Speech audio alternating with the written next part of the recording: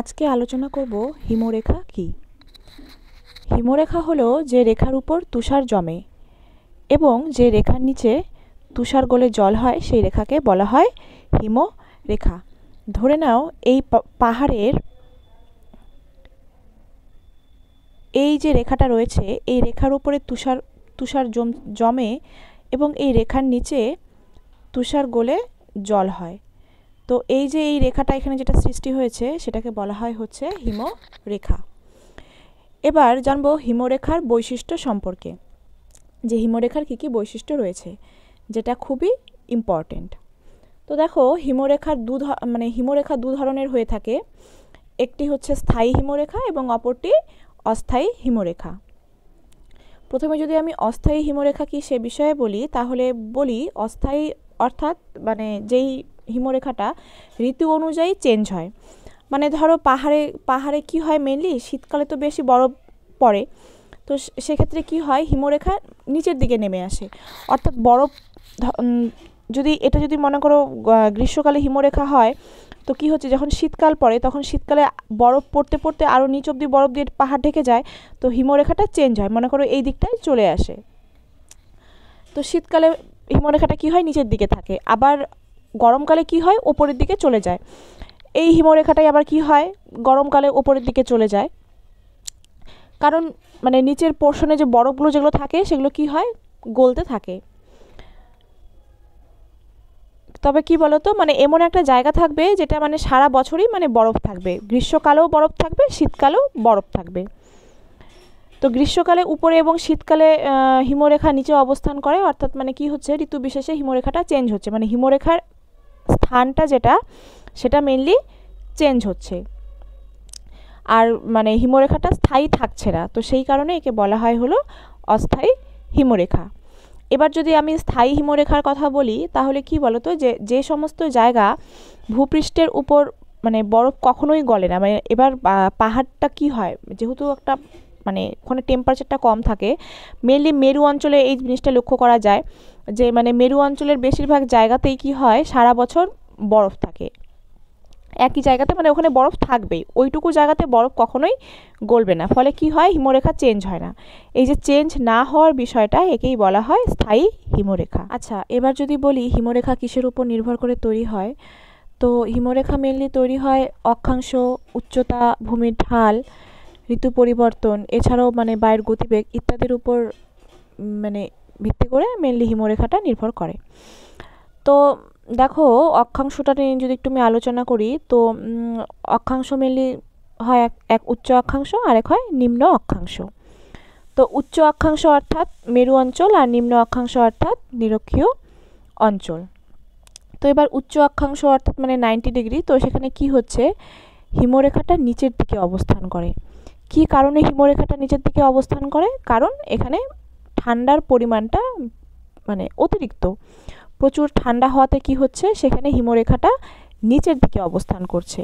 কিন্তু নিম্ন অক্ষাংশ অর্থাৎ নিরক্ষীয় অঞ্চল যেহেতু, তাহলে এটা 0 ডিগ্রি, তো সেই ক্ষেত্রে কি হচ্ছে হিমরেখা উপরের দিকে অবস্থান করবে, কেননা সেখানে গরম রয়েছে। পাহাড় থাকার কারণে সেখানটায় বরফ পড়ছে ঠিক আছে, কিন্তু সেই বরফটার যে লেয়ারটা যেটা তৈরি হচ্ছে সেটা উপরের দিক অবধি থাকবে। তো এরপরে দেখবো হিমবাহের শ্রেণী বিভাগ সম্পর্কে, যে হিমবাহকে কত ভাগে ভাগ করা যায় বা হিমবাহের প্রকারভেদ কত প্রকার। তো হিমবাহকে হচ্ছে 3 ভাগে ভাগ করা যায়। প্রথম হচ্ছে তোমাদের মহাদেশীয় হিমবাহ, তারপরে রয়েছে পার্বত্য বা উপত্যকা হিমবাহ, তারপরে রয়েছে পাদদেশীয় হিমবাহ।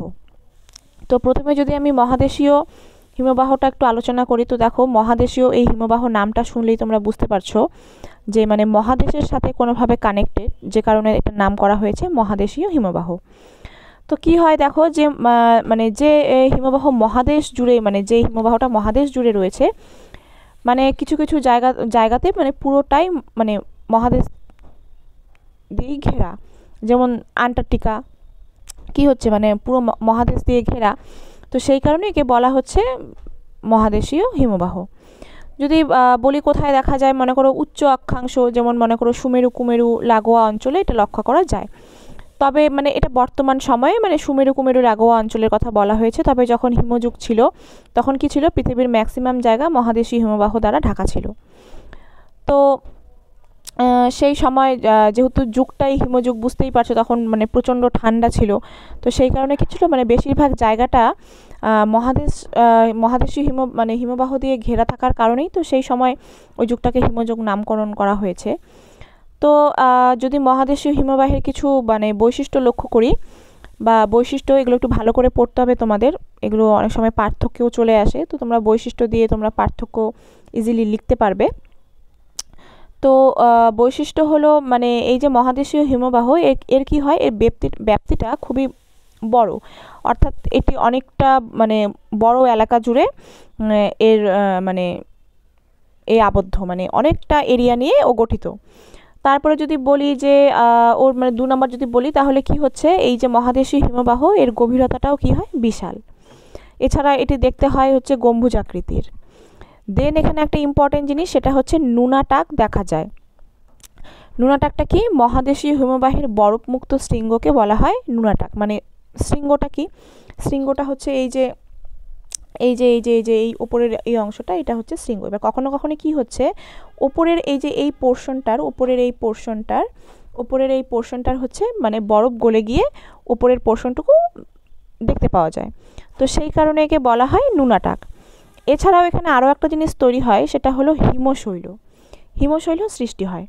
তো হিমশৈলটা কি, মানে সমুদ্রের মধ্যে মানে তোমার কি হচ্ছে, বরফগুলো যখন সমুদ্রের মধ্যে ভাসতে থাকে, মানে বরফের যখন বিশাল অংশগুলো সমুদ্রের মধ্যে ভাসতে থাকে, তখন সেক্ষেত্রে কি হচ্ছে, বরফের চাই ভাসতে থাকছে, তো সেটাকেই বলা হচ্ছে হিমশৈল। এবার এই হিমশৈলগুলো কি হয়, মানে প্রচুর বড় বড় আকৃতির হয়। তো এর কিছুটা অংশ জলতলের ওপরে থাকে আর বেশিরভাগ অংশটাই জলতলের নিচে থাকে। আর এটি কি করে, মানে সমুদ্র স্রোতকে প্রতিহত করে, মানে সঠিকভাবে সমুদ্র স্রোত হয় না। আর এর হচ্ছে মানে মহাদেশীয় হিমবাহের যদি আমি উদাহরণ বলি, তো হচ্ছে অ্যান্টার্কটিকার ল্যাম্বার্ট হিমবাহ হলো মহাদেশীয় হিমবাহের একটি উদাহরণ। এগুলো একটু ভালো করে দেখবে। আচ্ছা, এরপরে নেক্সট আলোচনা করব পার্বত্য বা উপত্যকা হিমবাহ নিয়ে। তো মানে পর্বতের উপর যে তুষারপাত হচ্ছে আর সেটা মাধ্যাকর্ষণ বা অভিকর্ষজ শক্তির টানে যখন বয়ে যায়, তখন তাকে বলা হয় পার্বত্য হিমবাহ। আর এই মানে এই হিমবাহের বৈশিষ্ট্য কি, এটি গতিশীল হয়।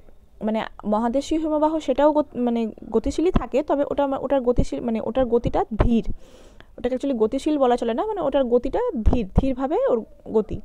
কিন্তু এই যে পার্বত্য হিমবাহ রয়েছে, এটি গতিশীল। আর কি হয়, উচ্চ অক্ষাংশের পর্বতে এটি সৃষ্টি হয়। আর এখানে হচ্ছে তোমার নদ নদী সৃষ্টি হয়, হ্রদ সৃষ্টি হয়। এছাড়াও হচ্ছে বার্কসুন্ড আবার ক্রেভাসও দেখতে পাওয়া যায়।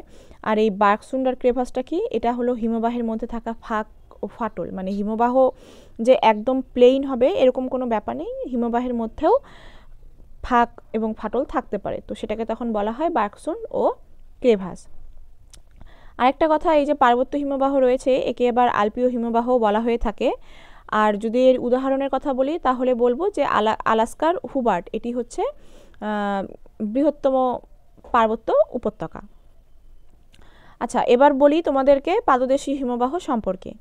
পাদদেশীয় মানে বুঝতেই পারছো, পাহাড়ের নিচে যেখানে মানে পাহাড়ের নিচে কি, পাহাড়টা যেখানে শেষ হচ্ছে, মনে করো এই যে পাহাড়টা যে রয়েছে, এই পাহাড়টা যেখানে শেষ হচ্ছে, মনে করো এরকম জায়গাতে এসে শেষ হচ্ছে, এই রকম জায়গাতে এখানটায় যেই হিমবাহটা গঠিত হচ্ছে তাকেই বলা হচ্ছে পাদদেশীয় হিমবাহ।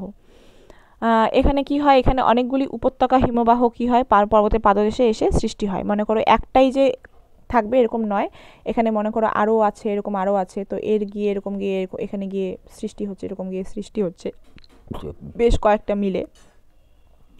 তারপরে হচ্ছে উচ্চ অক্ষাংশের পাহাড়ে এটা দেখা যায়, কিন্তু সেখানটায় আবার তোমাদের টেম্পারেচার থাকতে হবে হিমাঙ্কের নিচে। আর এর যদি আমি উদাহরণের কথা বলি, তাহলে আমি বলবো হচ্ছে আলাস্কার ম্যালাস্পিনা হচ্ছে পাদদেশীয় হিমবাহের উদাহরণ। এগুলো তোমরা অবশ্যই দেখবে। আজকের ক্লাসটা এই পর্যন্তই।